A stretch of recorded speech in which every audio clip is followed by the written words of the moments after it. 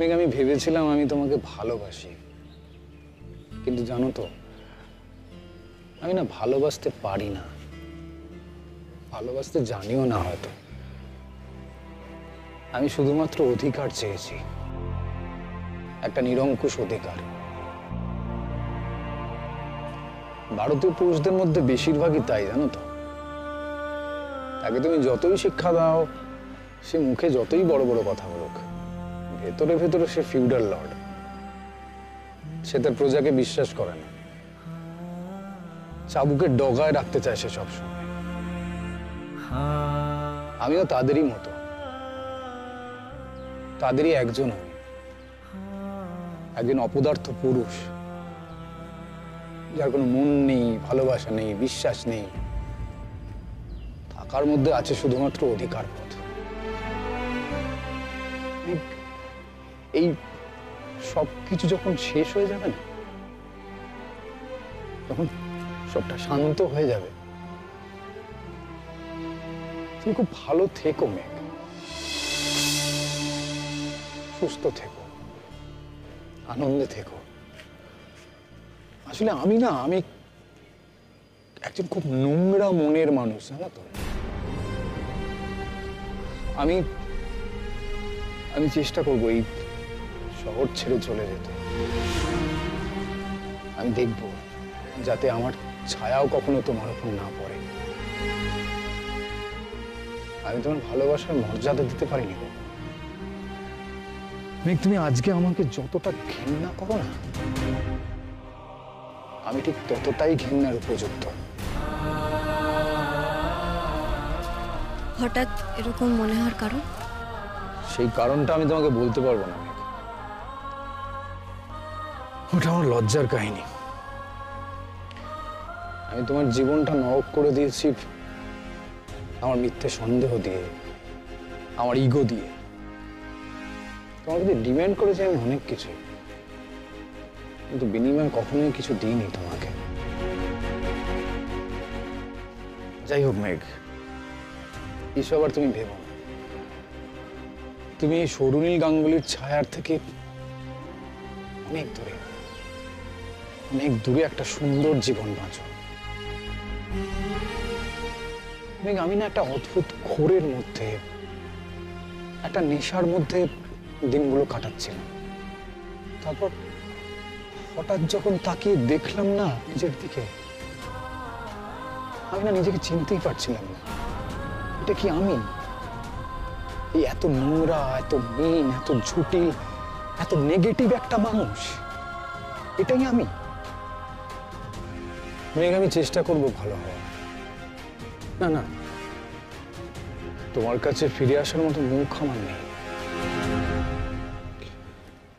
আমি দূরে থেকেই তোমার যোগ্য হওয়ার চেষ্টা করব। তুমি খুব ভালো থেকো মেঘ। সরুনীল গাঙ্গুলির কালো ছায়া আর কখনো তোমাকে স্পর্শ করবে না মেঘ।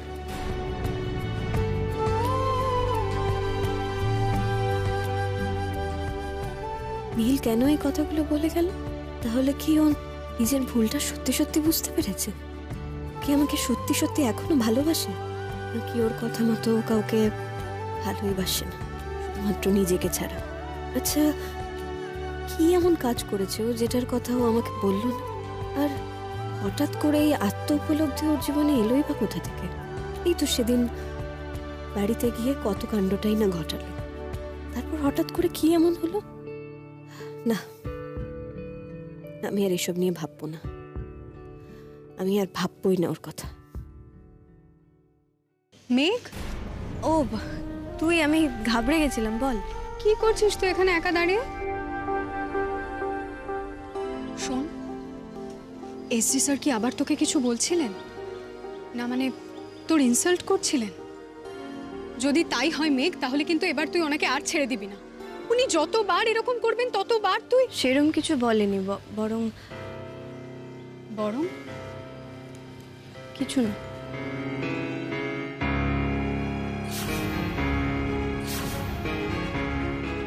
কি হলো?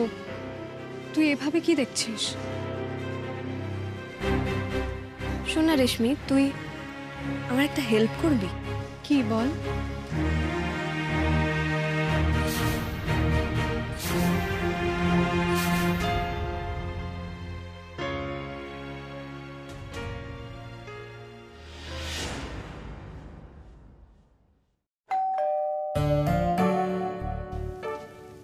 এখন আবার কে এলো?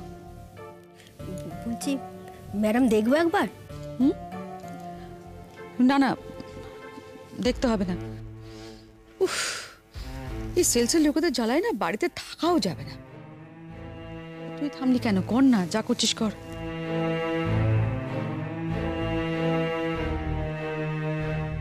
সুমিত্রা, এখন যদি কেউ তোকে জিজ্ঞাসা করে বৌদি কোথায় আছে, তুই কি বলবি? বলবো যে ম্যাডাম, বলবো যে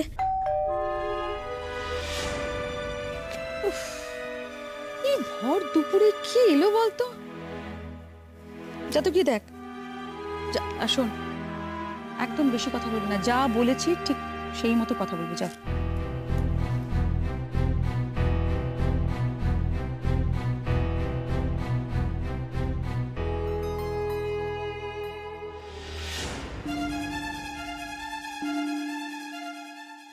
নমস্কার, আমি গভর্নমেন্টের পক্ষ থেকে আসছি। আপনাদের সবার ভোটার আই কার্ডের ব্যাপারে কিছু কথা ছিল। ম্যাডাম কি সব বলছে? কি কি বলছে? কি গড়মিট যেন নাকি? গরমিট? ধ্যাত্তারি, দরজাটা ঠিক মতো খোল, সামনে আসতে বল, দেখি কে। নমস্কার ম্যাডাম, আমি গভর্নমেন্টের পক্ষ থেকে এসেছি। আমাদের রেকর্ড অনুযায়ী আপনাদের বাড়ির সদস্য সংখ্যা ছিল 3 জন, সুকান্ত সান্যাল, শালিনী সান্যাল আর রূপঙ্কর সান্যাল, তাই তো ম্যাডাম? হ্যাঁ, ঠিকই বলেছেন, আমরা 3 জন। হয়ে গেছে জানা? আসুন এবার। না মানে আপনাদের বাড়িতে তো একজন সদস্য এখন বেড়েছে। শুনলাম আপনার ছেলের বিয়ে হয়েছে, তাহলে তার স্ত্রীর ভোটার আই কার্ডের ঠিকানাটা তো পাল্টাতে হবে ম্যাডাম। আসলে ম্যাডাম, এখন বাড়ি বাড়ি গিয়ে আইডি কার্ডের ডিটেল আপডেট করা হচ্ছে। আপনি যদি ওনাকে একটু ডেকে দেন তাহলে আমি কাজটা এখানেই করে নিতে পারি। তাকে এখন ডাকা যাবে না, সেটা সম্ভব নয়। কেন? না মানে উনি কি এখন বাড়িতে নেই? তাহলে আপনি আমাকে বলে দিন না ওনাকে কখন পাওয়া যাবে, আমি তখনই আসবো ম্যাডাম। না না না, ওরা 10 দিনের জন্য এখানে নেই, নতুন বিয়ে হয়েছে, হানিমুনে গেছে। ও হানিমুনে গেছে? হ্যাঁ, হানিমুনে গেছে। এখন কোথায় হানিমুনে গেছে সেই খবর নিশ্চয়ই আপনাদের সরকারের কোনো প্রয়োজন নেই। সুমিত্রা, দরজাটা বন্ধ করে দাও।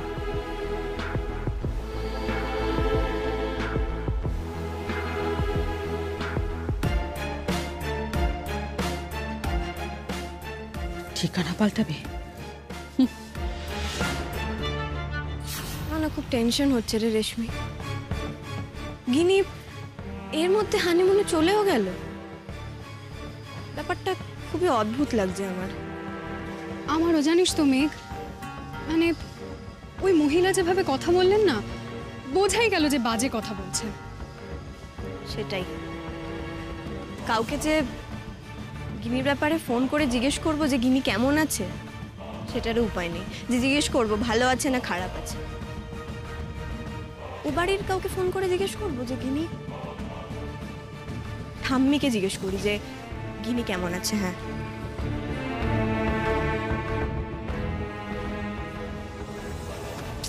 ধুর থাক, ঠাম্মিকে ফোন করে জিজ্ঞেস করলে ঠাম্মি বেকার বেকার টেনশন করবে।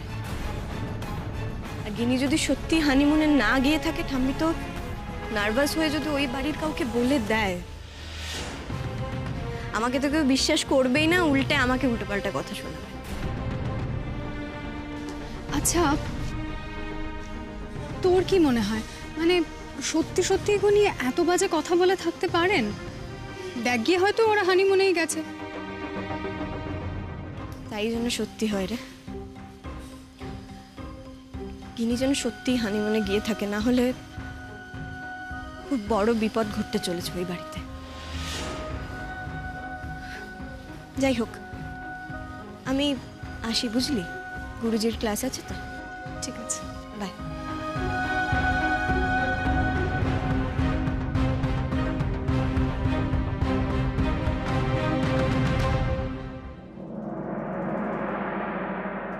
তুমি তোমার বোনকে সামলাও, না হলে কিন্তু আমি তোমার হাটে হাড়ি ভেঙে দেবো, এটা ভুলে যেও না। এই তুমি কি আমাকে ভয় দেখাচ্ছ নাকি? শোনো শোনো শোনো ময়ূরী, তুমি তোমার বোনকে সামলাও, না হলে কিন্তু তোমার ভয় পাবার যথেষ্ট কারণ আমার কাছে মজুদ আছে, ঠিক আছে? তাহলে বেশি করে ভয় পাও। আর একটা কথা মনে রেখো, আমি যদি কোনো রকম ভাবে ফাঁসি, তাহলে আমি প্লেন অ্যান্ড সিম্পল বলে দেবো যে সমস্ত কিছু ময়ূরী মেঘের উপর রিভেঞ্জ নেওয়ার জন্য করেছে। আরে আমি ভালো থেকে খারাপ হয়ে যাবে, আর ও বাড়িতে তোমার ইমেজটা ভালো থাকবে, এটা হয় নাকি? আমি খারাপ হলে তুমিও কিন্তু খারাপ হবে না। Are you getting my point? So sweet. Bye bye. কার সাথে কথা বলছিলে এতক্ষণ? ও ডার্লিং, ছাড়ো না। Are you ready for the night ride? So let's go.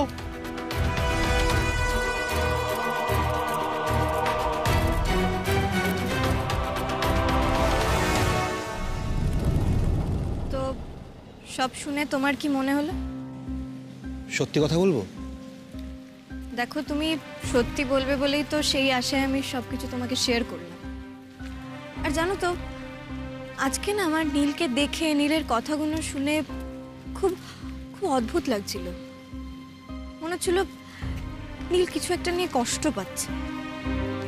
নীল কেমন নিস্তেজ, নিষ্প্রাণ হয়ে গেছে। আমার ভীষণ খারাপ লাগছিল ওর জন্য। ওই যে কথাটা নীল বলেছে না, সেই কথাটা সত্য। ওর একটা ঘোরের মধ্যে ছিল, কেমন নেশাগ্রস্তের মতো। এখনো সেই ঘোরটা কেটে গেছে। মেঘ, আমার মন বলছে তোমাদের মধ্যে যে পর্দাটা আছে না, সেটা আবার খসে যাওয়ার সময় চলে এসেছে। এবার মনে হয় তোমাদের মধ্যে সবকিছু ঠিক হয়ে যাবে।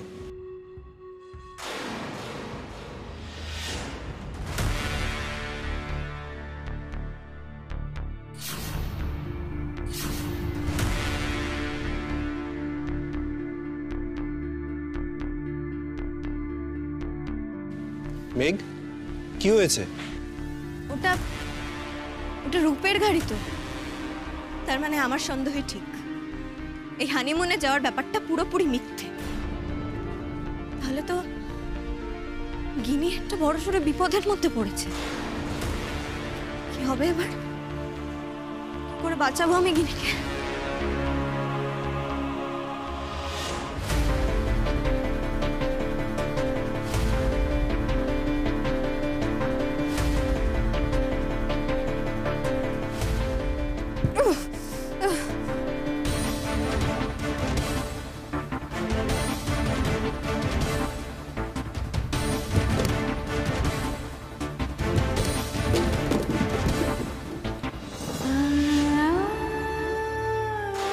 কি হয়েছে? কি কি চারিদিকে কি অবস্থা করেছো তুমি? কি করেছো এটা? ইস, কি? ওর মনে হয় না বাথরুম পেয়েছে। তাই? আচ্ছা, তুই ওকে তোল তো, ওকে তুলে ধর। আস্তে আস্তে পাটা খুলে দিই। শোনো গিনি, তুমি কোনো চালাকি করার চেষ্টা করবে না কিন্তু, হ্যাঁ? তো রূপকে তো তুমি খুব ভালো করে চেনো। রূপ যদি একবার টের পায় না তুমি চালাকি করেছো, তাহলে যে কি হবে, কি মারাত্মক বিপদ হবে তুমি বুঝতে পারছো। চলো নিয়ে আয়।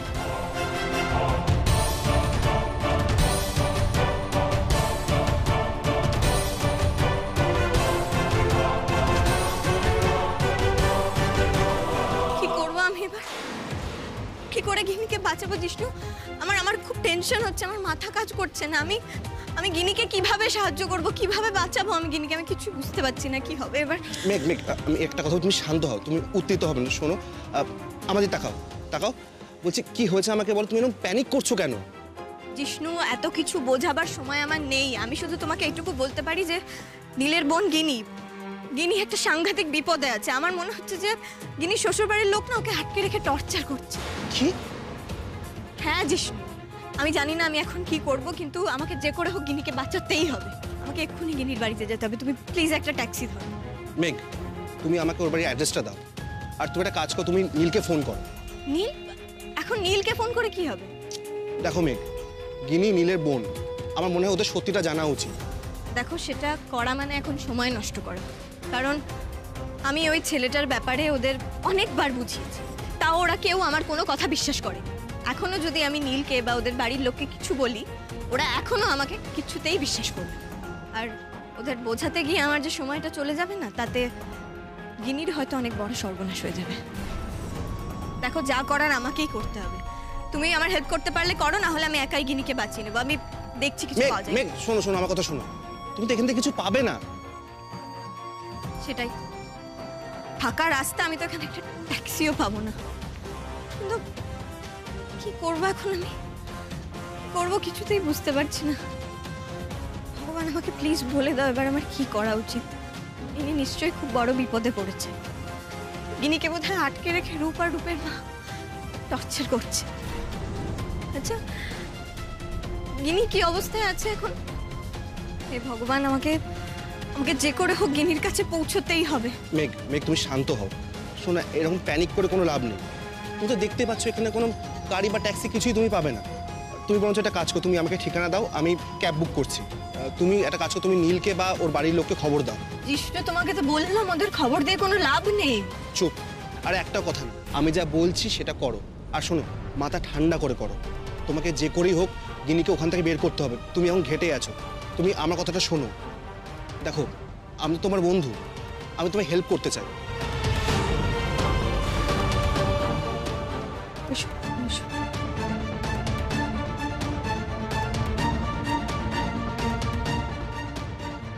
আমাকে কিছু একটা পেতেই হবে, পেতেই হবে কিছু একটা, যেটা দিয়ে আমি আমার হাত পায়ের বাঁধনগুলো খুলতে পারবো। একবারই হাতটা খুলে ফেলতে পারলে আমি আজকেই পালাবো। পালাতেই হবে আমাকে, আজকে রাত্রিবেলাই পালাতে হবে, নইলে আমাকে মেরে ফেলবে।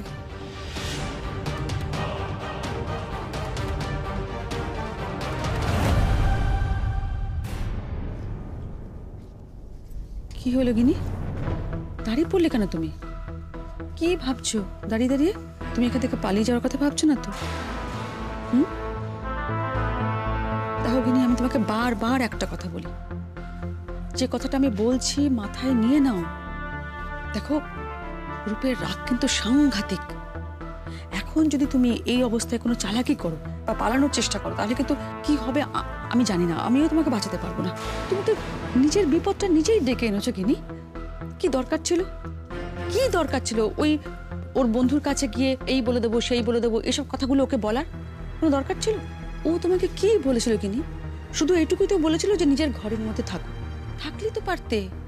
কেন এত বাজে কথাগুলোকে বলতে গেলে বলো তো? নিজের বিপদটা তো নিজেই ডেকে আনলি না। শোনো গিনি, আমি তোমাকে একটা কথা বলি, আমার কথাগুলো খুব মন দিয়ে শোনো। তুমি বিশ্বাস করো, আমার কথা শুনলে তোমার লাভই হবে, ক্ষতি হবে না। গিনি, আমি তোমার ক্ষতি চাই না।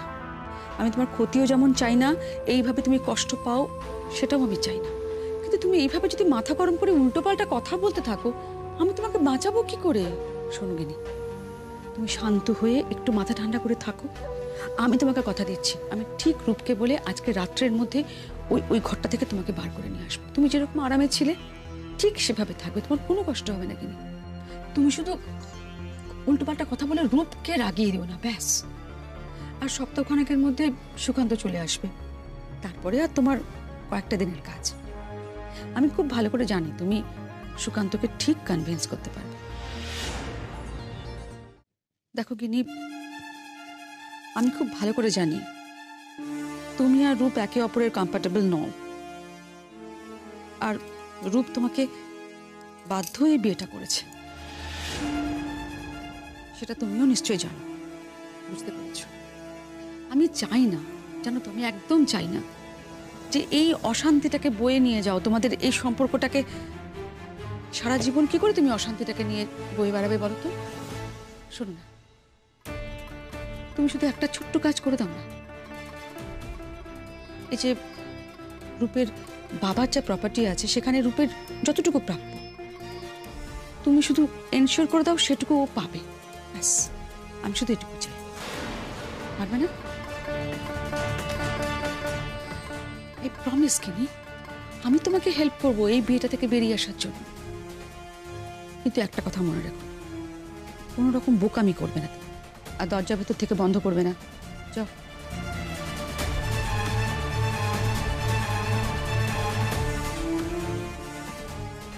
সুমিত্রা যা, তো স্টোর রুমে যা, গিয়ে ওখানে যা যা পড়ে আছে সব একেবারে সাফা করে ফেল, কোনো কিছু যেন পড়ে না থাকে, ও যেন কিছু ফেলে আবার আওয়াজ না করতে পারে, বুঝতে পেরেছিস? যা যা যা যা, পরিষ্কার করে দিবি। বলে বাড়িতে কেউ নেই, যদি কেউ থাকতো কি সর্বনাশ হতো।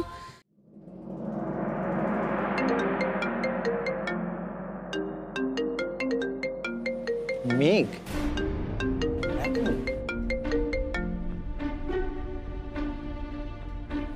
বলো মেঘ।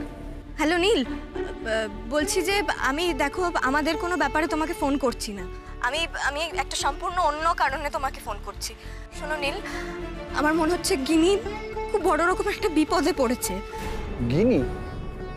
গিনি কি বিপদে থাকবে? ও তো নিজের ভালোবাসার মানুষের সঙ্গে বিয়ে করেছে, ভালোই আছে। না নীল, গিনি ভালো নেই। দেখো এখন তোমাকে বলতে গেলে আমি আবার পুরনো কথাগুলোই বলবো, কিন্তু আমি তোমার পায়ে পড়ছি, দয়া করে তুমি আমার কথাগুলো শোনো। গিনির বউ ভাতের পরের দিনে কিন্তু আমার গিনির সঙ্গে রাস্তায় দেখা হয়েছে, ওর শরীরে আমি আঘাতের চিহ্ন দেখেছিলাম।